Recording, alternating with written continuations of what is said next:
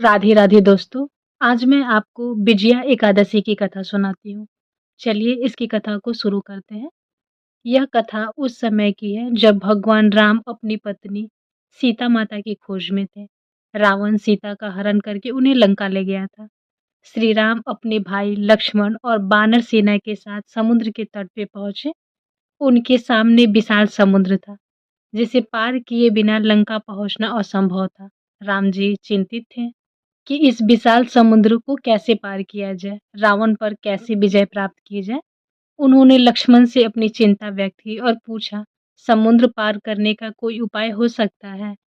लक्ष्मण ने सुझाव दिया कि यहाँ 4 कोस दूर एक बहुत ही ज्ञानी और सिद्ध ऋषि का आश्रम है। हमें उनसे मार्गदर्शन लेना चाहिए।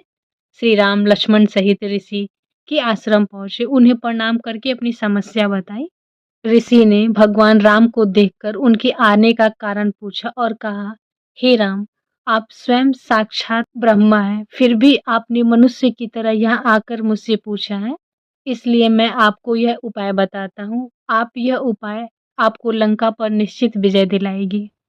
ऋषि ने कहा, हे राम, आप फाल्गुन मास के कृष्ण पक्ष की विजया एकादशी का व्रत विधि विधान से करें। इस व्रत के पुण्य के प्रभाव से आपकी सेना बिना किसी बाधा के समुद्र पार कर लेगी और आपको रावण पर निश्चित ही विजय प्राप्त होगी। ऋषि ने व्रत को पूरी विधि से बताई।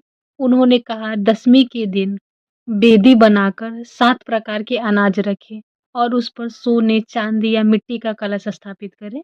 एकादशी के दिन उस कलश पर भगवान विष्णु की मूर्ति स्थापित करके पूजा करें और रात्रि में जागरण करें, द्वादशी को कलश का विसर्जन करें।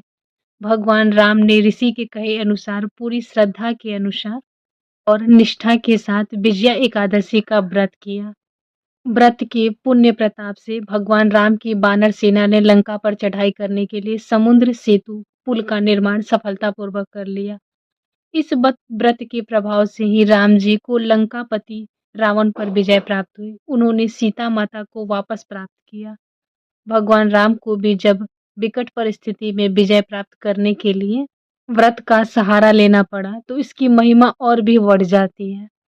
जो व्यक्ति सच्चे मन से इस व्रत को करता है, विजया एकादशी का व्रत, उसके जीवन के हर क्षेत्र में, चाहे वह परीक्षा हो, शत्रु पर विजय प्राप्त करना हो, हर कार्य में निश्चित ही सफलता मिलती है। आपको ये कथा कैसी लगी नीचे कमेंट में जरूर बताएं।